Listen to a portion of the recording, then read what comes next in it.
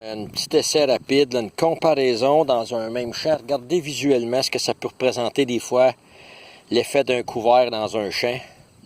Là, ici, là, on va se tasser. Regardez, c'est un retour, ça, de l'école de pois.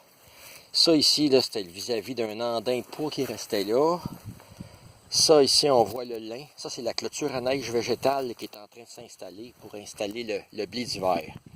Regardez bien ici, là, je vais essayer de synchroniser ça. Regardez ma petite pelle, là, j'ai rien qu'une main, j'en ai une sur le téléphone.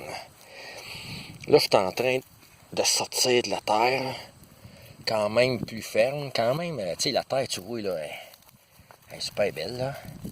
Si on creuse un petit peu plus, là, tu sais, vous voyez comment c'est sec.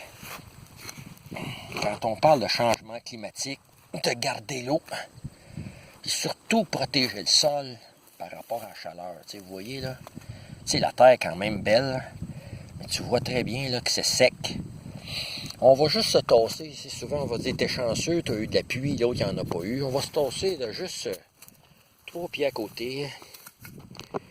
On va se tasser ici, regarde bien, on va tasser là, le feuillage, là, ce qu'on appelle l'orteau de la batteuse à pois.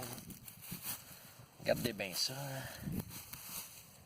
Regardez l'humidité qu'on a gardée en surface. Regardez ça, on tasse ça, là. La terre là, est toute humide. OK? Là, on va y aller un petit peu plus en profondeur, là, juste planter la pelle tranquillement. J'espère que ça va être la bonne prise. Regardez ça, capoter ce qu'il y a là comme vie. Là, on parle des vers de terre avec les gros casse-blancs. Regardez-les s'ils sont en surface. Ils sont tous nus. Regardez-le. Il y a un beau trou ici, là, de... Regardez le gros trou de vers de terre, là. Ça, c'était colonisé à côté. Regardez les vers. La vie qu'il y a là. Hein, regardez ça dans le fond. Là. Encore un gros trou. Là. Ils viennent tous s'abriter en dessous du couvert végétal. Faire des chemins. Faire des endroits pour que l'eau passe. Puis en même temps, eux autres vont tracer la route. Les turicules enrichissent le sol.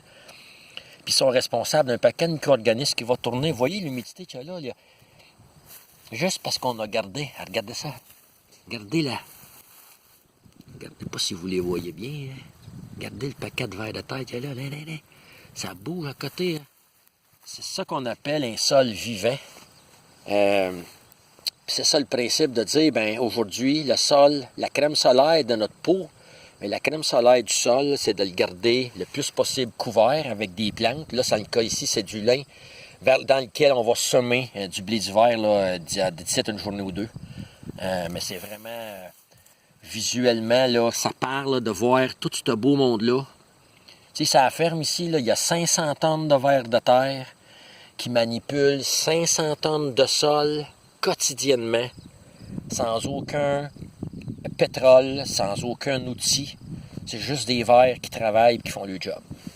Fait que une bonne réflexion à faire. Bonne journée, merci.